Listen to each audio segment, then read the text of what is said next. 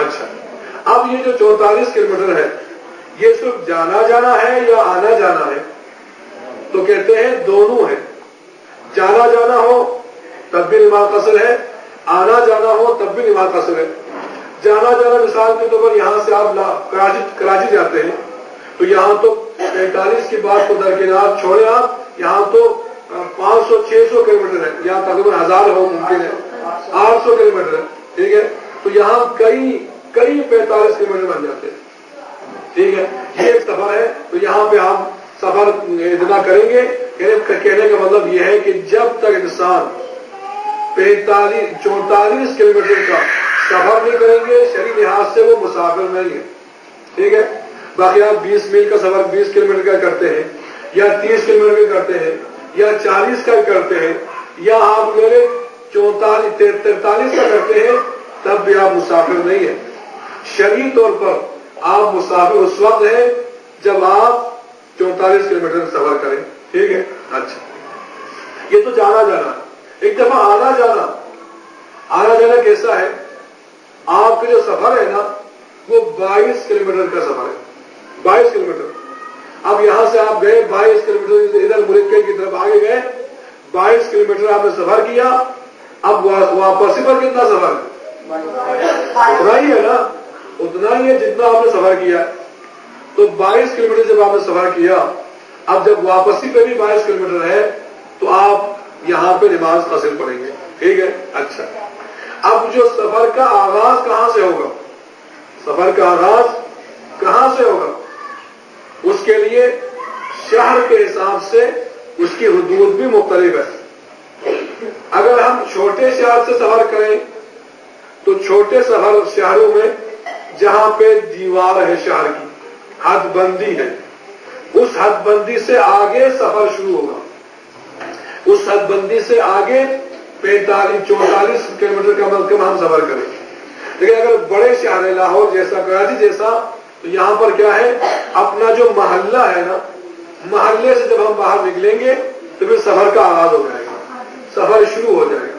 ٹھیک ہے جی، محلے سے باہر نکلیں گے سفر شروع ہو جائے گا. اچھا تو اب سفر جو شروع ہوا ہے وہ آنا جانا دونوں ملا کے 44 کلومیٹر ہو یا جانا جانا کیا ہو 44 کلومیٹر ہو، تب ہم قصر کریں گے. واجب ہے، نہیں تو قصر نہیں کر سکتے. یہ ایک شرط. اچھا جی، دوسری شرط یہ ہے کہ اتنے سفر کا انسان قصد بھی کرے، نیت بھی رکھے. ٹھیک ہے، اچھا یعنی 44 کلومیٹر سفر کرنے کی نیت ہو کم سے کم. اگر نیت نہیں ہے تو پھر وہ قصر نہیں ہوگی، نماز قصر نہیں ہے. مثال کے طور پر جس کی نیت نہیں ہے وہ سفر کرتا ہے. ایک آدمی ہے کہ جس کی کوئی چیز گم ہو گئی، یا ایک گائے گم ہو گئی، ایک مویشی گم ہو گئی. ٹھیک ہے، ایک بیل گم ہو گیا، ایک بھینس گم ہو گئی.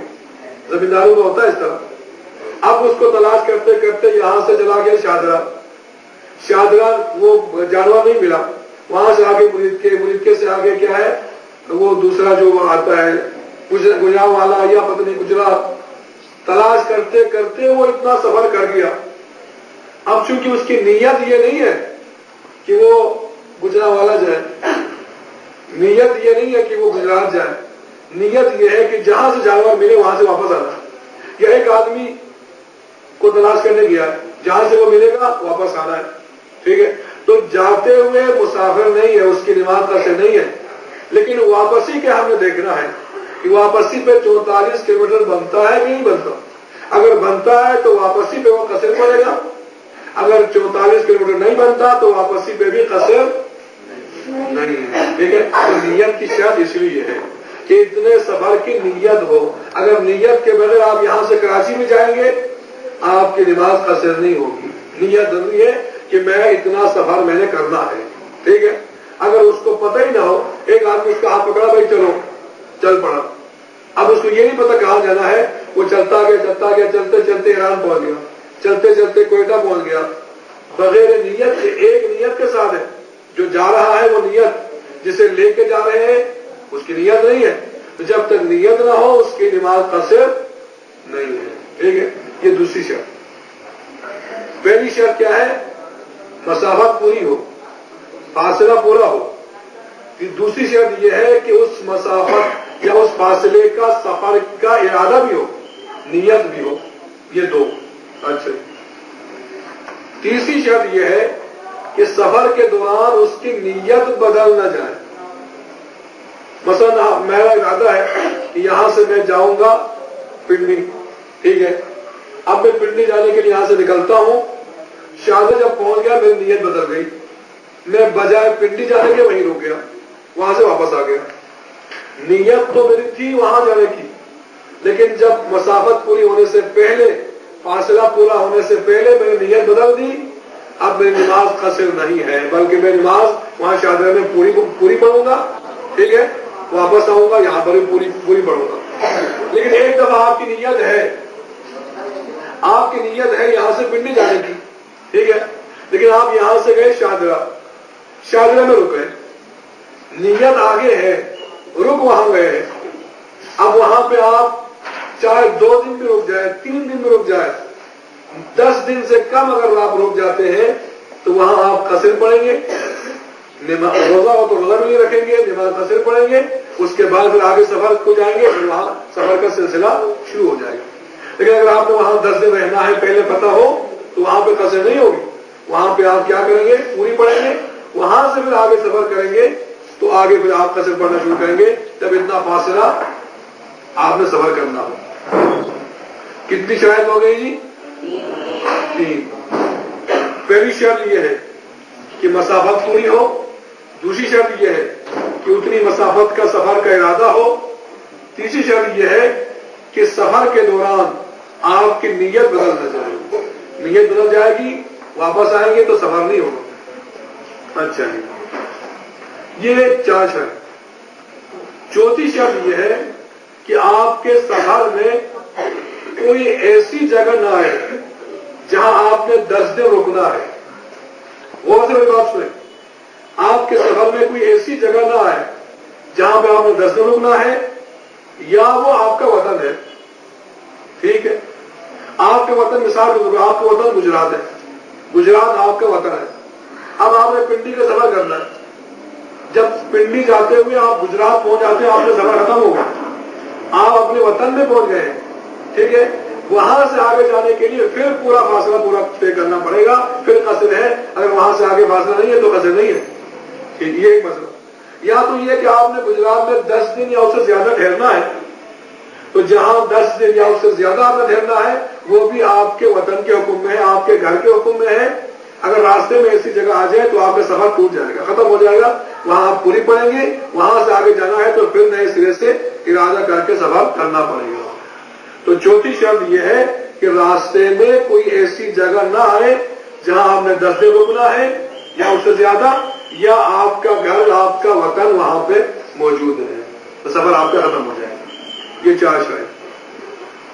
5ویں شرط یہ ہے کہ آپ کا سفر کسی حرام کام کے لیے نہ ہو، ٹھیک ہے۔ اب یہاں 2 صورتیں ہیں، ایک دفعہ سفر ہی حرام ہے، ایک دفعہ سفر حرام کے لیے ہے۔ 2 باتیں۔ حرام کے لیے سفر یہ ہے کہ ہم یہاں سے جاتے ہیں گجرات یا پنڈی یا کراچی، وہاں جا کے ہم نے کسی کو قتل کرنا ہے، وہاں جا کے ہم نے ڈاکہ مارنا ہے، وہاں جا کے ہم نے چوری کرنی ہے، وہاں جا کے کسی نے کوئی برائی کرنا ہے، تو سفر تو ٹھیک ہے لیکن اس سفر کا انجام کیا ہے؟ برا ہے، ٹھیک ہے نا۔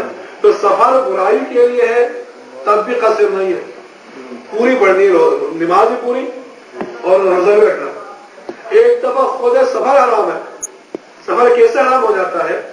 سفر اس طرح حرام ہو جاتا ہے کہ آپ کے والدین نے آپ کو سفر کی اجازت نہیں دی، آپ چاہتے ہیں یہاں سے کراچی چلا جائے، لیکن ماں باپ کہتے ہیں بھئی ہماری اجازت نہیں ہے۔ اگر ماں باپ اجازت نہ دے تو وہ سفر کیا ہے؟ حرام ہے۔ ایک یا بیوی شوہر کی اجازت کے بغیر سفر کو جائے تو اس کا سفر کرنا ہی حرام، سفر تو چھوڑے گھر سے ایک قدم باہر نکالنا بھی حرام ہے اس کے لیے، ٹھیک ہے۔ تو یہ سفر حرام ہو، بیٹا والدین کی اجازت کے بغیر جائے سفر حرام، بیوی شوہر کی اجازت کے بغیر جائے سفر حرام، یا سفر حرام کے لیے ہو، جیسے چوری کے لیے، ڈاکے کے لیے، قتل کے لیے، تو ان دونوں صورتوں میں جو سفر کو جاتا ہے اس کی نماز قصر نہیں ہے، چاہے وہ ہزاروں میل طے کرے تب بھی اس کی نماز قصر نہیں ہوگی۔ یہ کتنی شرائط ہو گئی؟ 5۔